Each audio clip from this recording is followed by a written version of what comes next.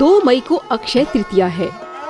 बापूजी इस दिन का महत्व अपने करोड़ों साधकों को समय समय पर समझाते रहे हैं।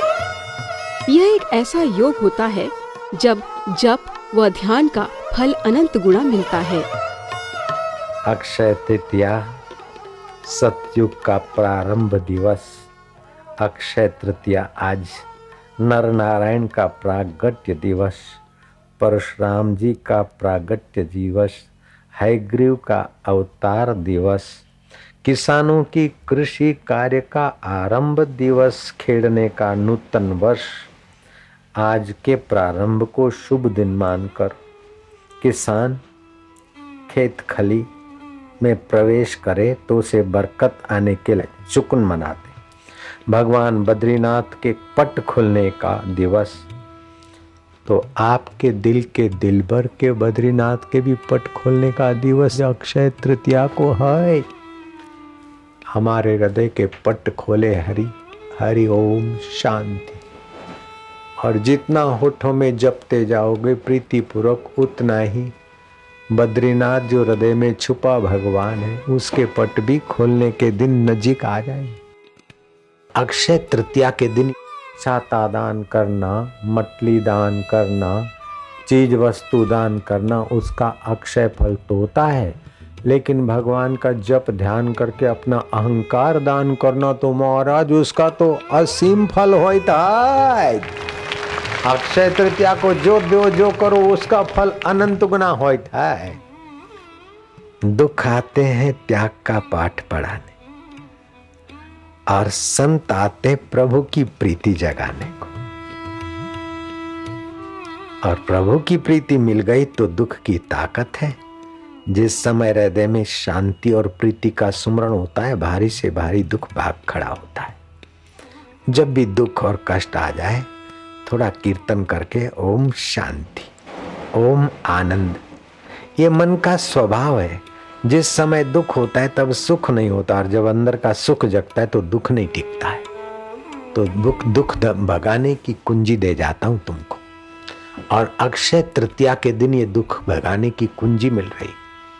दुखारी श्री हरि की स्मृति प्रीति पूर्वक, और कह दो महाराज दुख आया है तो शरीर को आया है बीमारी, मन में दुख आया है। तब तक हम दुखी होते थे जब तक हमको बापू नहीं मिले थे। अब महाराज हम दुखी होने वाले नहीं, क्योंकि हम तुम्हारे हैं। हम जान गए कि ये दुख भेजकर तुम तपस्या कराते तो हम दुख काय को, और सुख भेजकर तुम दया का प्रसाद उत्साह देते हो, और दुख भेजकर तुम हमारी सावधानी और तपस्या बढ़ाते हो। इसलिए हम तो तुम्हें धन्यवाद देकर आनंदित हो रहे।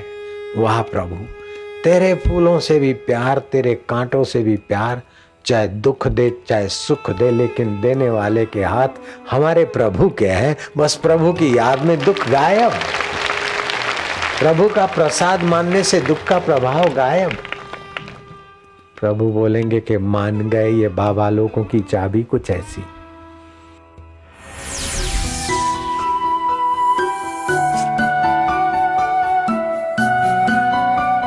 बापूजी सभी के स्वास्थ्य की कामना करते हैं, इसीलिए तो बापूजी सभी को समझा रहे हैं कि बाजार में बिकने वाली मीठी दही से क्या क्या नुकसान होते हैं। जो मीठी दही दुकानों पर पीते हैं, सावधान रहना, ये दही नहीं है, पॉइजन है। मैं उस लस्सी के दुकान वालों को जानता हूँ। मैंने कहा तुम मीठी दही देते हो, मीठी लस्सी, तो लस्सी दही तुम्हारी दिन भर मीठी कैसे रहती? बोले बाबा रात की जो पाट खुली होती है वो तो दूसरे दिन भी हम काम लाते हैं। सुबह सुबह ग्राहक आ जाए तो मैं क्या करते हो? तो बोले रात का जो दही बचा हुआ है वही देंगे हम, तो मीठी कैसे बनती? बोले होती तो खट्टी है, लेकिन उसमें हम थोड़ा दूध डाल देते हैं लस्सी बनाते समय। अब खट्टी दही में दूध डाल दें, शक्कर डाल दें तो बिल्कुल पॉइजन हो जाता है, स्लो पॉइजन। तुम्हारी लीवर को, पाचन तंत्र को आगे चल के नुकसान करेगा, ट्यूमर बनेगा। त्रिफला फाकना चाहिए। कभी ऐसा वैसा खा लिया, पनीर खा लिया, पनीर भी कई बेवकूफ डॉक्टर किडनी का ऑपरेशन कराया, बोले तुम्हारे को प्रोटीन चाहिए, पनीर खाया करो। अरे मूर्ख, दूध को विकृत करके पनीर बनाया गया है, वो पचेगा नहीं जल्दी, किडनी पे मुसीबत करेगा। पनीर तो दुश्मन को भी नहीं देना चाहिए। पैसे खर्च करके लोग पनीर खाते, पैसे खर्च करके बाजार की लस्सी पीते हैं जिसमें खटाई मारने के लिए दूध डाल देते हैं। तो मैं हाथ जोड़ के प्रार्थना करता हूं कि आपका मनुष्य जीवन जीव के चटोरेपन में बर्बाद मत करिए, संभल संभल कर कदम रखिए। जैसे गर्भिणी स्त्री संभल संभल के कदम रखती है क्योंकि उसको अपने पेट से बालक का जन्म देना है, हाड़ मास को, ऐसे ही उससे भी 1000 गुना तुम संभल संभल कर खान पान और चिंतन और दोस्ती और शास्त्र का अध्ययन करिए, क्योंकि तुम्हारे हृदय से दिलबर दाता को जन्म देना है। संतरा मीठी नारंगी खाने से आंतें साफ होते हैं, वायु संबंधी दोष ठीक होता है, हृदय रोग मिटते हैं, नेत्र के रोग मिटते हैं, पेट के विकार मिटते हैं, खून की कमी पूर्ति होती है, आंतरिक गर्मी मिटती है, पित्तजन्य विकार मिटते हैं, दुर्बलता मिटती है। गर्भवती महिला को अंग नारंगी का रस बल देता है, बालकों को भी स्वास्थ्य और सुंदरता देता है। कमजोर व्यक्ति को लिए संतरा के रस में थोड़ा 2-3 बार दिया जाए, शरीर पुष्ट होता है। संतरे के रस में पुराना पानी डाल के, थोड़ा पानी डाल के दे तो पुराना कब्ज ठीक होता है। संतरे के रस में काला नमक और सौंठ मिलाकर देने से बदहजमा और आफरा ठीक होता है, भूख खुल के लगती है। संतरे के छिलके पीसकर उसका घोल बनाकर चेहरे पे लगाने से मुहासे ठीक हो जाते हैं, दाग मिटते हैं, रंग निखरता है। ऐसे ही सूर्य स्नान करने से त्वचा का कैंसर दूर होता है, डिप्रेशन दूर होता है, डायबिटीज और किडनी, टीबी और मोटापे के रोगों में भी सूर्य के किरणों का स्नान सुखदायी होता है। एलोपैथी के जनक हिप्पोक्रेटिस रोगियों की चिकित्सा में सूर्य स्नान का प्रचार करते थे, जल चिकित्सा को महत्व देते थे, आहार चिकित्सा और व्यायाम को महत्व देते थे। लेकिन पैसे कमाने के लोभियों ने एलोपैथी के जनक की बातों को दबोचकर खाली इंजेक्शन, ऑपरेशन और कैप्सूल लिखना ही कमाई का रास्ता पकड़ लिया है।